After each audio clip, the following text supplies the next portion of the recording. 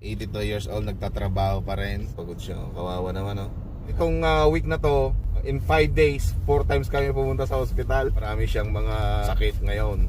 Marami na din siyang tinitik na medicine. Kidney niya din, medyo alanganin na. So, are you ready? Okay, say hi pa ya.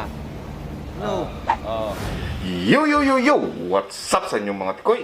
Dito ng Samdat Vlog. Siya si Samson Ibale o mas nakilala nyo bilang Samdat Vlog. And today ay magtatrabaho na tayo and marami tayong lakad ngayon. And mamaya ay uuwi ako. Pipick upin natin. Pupunta tayo mamaya sa hospital kaya mag-fasting ka na, Dad. Trabaho muna ako and then uuwi ako, lalabas ako. Samahan natin sa hospital and then babalik ako sa trabaho. So ngayon ay papasok na ako. Kailangan natin mag-ano ng pagkain natin. Ito yung baunan ko, lagay natin sa supo.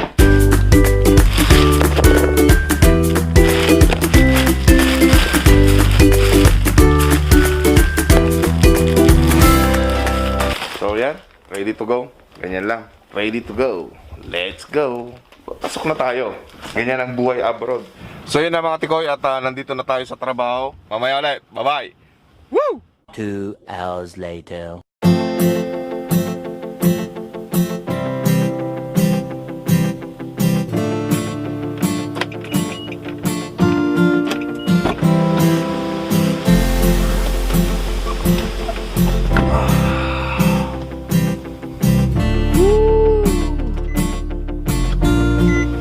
So yun na nga mga tikoy, what's up? So yun na mga tikoy at pipikapin na natin ang tatay ko dahil mayroon siyang blood draw nga. Drive muna ako. Alright?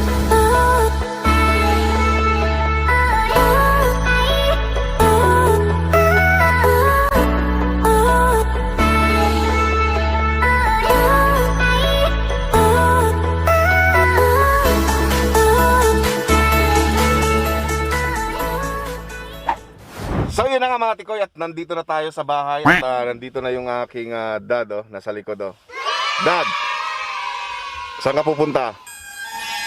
Polyclinic. Anong gagawin mo sa polyclinic? Magpakuha ng dugo. Bakit ka magpapakuha ng dugo? Golden blood ka ba? Natural. Meron akong alalay Hoy! So yun na nga, umuwi ako. Nagtrabaho lang ako ng 2 hours and then babalik ako mamaya. So yung appointment ni Dad, yun na nga to, tingnan mo, para siyang ninja. Dad, para kang ninja dyan Ano ang pakialam mo doon? Are you ready? Are you ready? Let's go. So yun na mga tikoy at nagdara-drive na ako. Nag-seatbelt ka na, naka-seatbelt ka? Wow. Itong week na to, in 5 days, 4 times kami pumunta sa hospital. Ngayon, last day. So baka after 2 months, doon kami pumunta. Hopefully, maayos na lahat. Yung potassium ng tatay ko, masyadong mataas daw yung potassium niya. Masyadong mataas daw yung potassium niyo. Ay nagkakaroon ka ng heart attack. Alam nyo naman, thunders na siya. Tsaka marami siyang mga sakit ngayon. Oh no! Marami na din siyang tinitik na medicine. So mahirap talaga pag matanda. Paano kaya nga mag-stop na hindi tatanda? Magmasa lang ako. Para makita naman yung Gucci kong mask. Mayabang na naman Shout out yan. sa shout out sa bumili. Lupit tong mask natin, di ba? Yan, magmas tayo para sa proteksyon ng ating kalusugan. Alam nyo naman ngayon, maraming mga sakit. So ngayon, ay kailangan nating samahan si tatay para check up. Dahil yung kidney niya din, medyo alanganin na. Oh, no. Mahirap talaga maging matanda. Habang bata-bata pa, kayang-kaya pa, ay kailangan nyo ng enjoy life. Yan na nga, mag-drive muna ako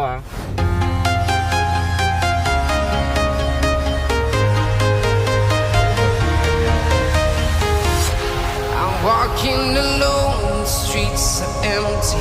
The only thing I can see is my own silhouette. I'm getting stronger, step by step. The clock is ticking, but there's no time for me. So yun na mga tikoy at nakarating na kami dito sa may hospital. So yan na nga ang tatay ko. Ready ka na ba? Wow. Are you ready? Okay, say hi pa ya. No. Kumusta ba? Okay, ginanahin ka, parati ka dito sa hospital. Natural. Maraming sakit. Meanwhile. What's up sa inyo mga tikoy?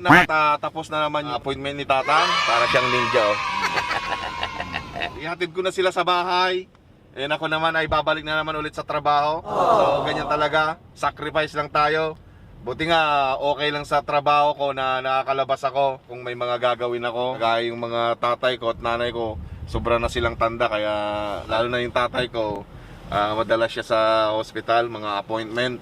So ngayon, naibabalik na naman ako sa trabaho. After yung trabaho ko mamaya, pick upin naman natin ang nanay ko. Ganyan ang buhay abroad. So yun na nga't magdadrive muna ako. See you muna na lang mamaya. Alright, bye-bye. Woo! A few moments later. So yun na mga tikoy, at nakarating na naman ako dito sa trabaho. So ngayon ay mag-park tayo. May tao pala sa likod ko. Oh no! Yun pala yung big boss namin. So yun na nga mga tikoy, back to work tayo. Yan yung trabaho ko. Magkita-kita na naman tayo ulit mamaya. And see you guys later, alright, after work. Dahil pipick upin naman natin si Mother mamaya. Alright, gotta go. Bye-bye. Woo! 8 hours later. If you're lost, you can look and you will find me. Time after time. If you fall, I will catch you. I'll be waiting. Time after time. So yun na nga mga tikoy, at tapos na naman ang trabaho. Kaya uwian na. Bago tayo uuwi ay pipick upin muna natin ang nanay ko sa trabaho niya. So maghihintay pa tayo ng 1 oras. What? So doon muna tayo sa parking lot. Ang rotation natin araw-araw, ang buhay OFW dito sa Amerika. Ganyan ang mga Pinoy. Nagtutulungan tayo. Tayo ng nanay ko, napakatanda na, 82 years old na, pero nagtatrabaho pa rin. Dahil yun lang alam niya, source of income, di ba? So yun na nga mga tikoy. See you guys. Bye. Woo!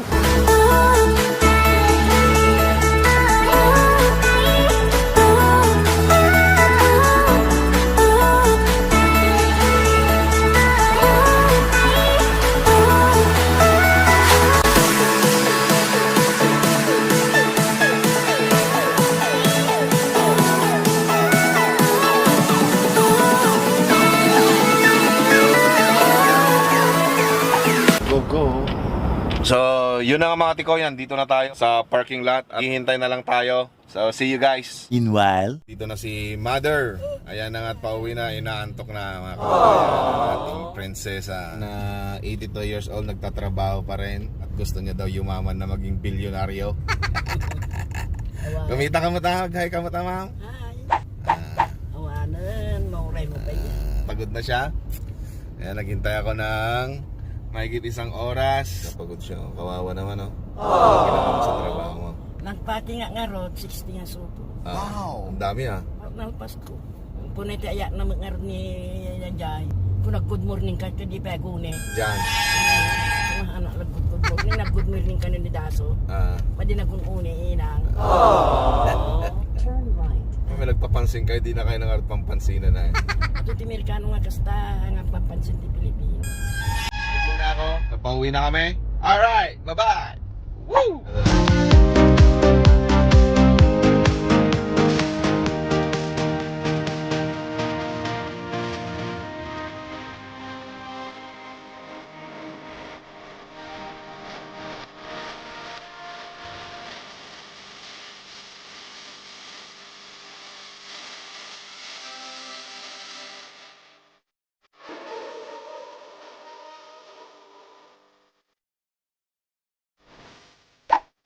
So yun ang mga tikoy, kararating lang namin kaya magpapahinga muna tayo.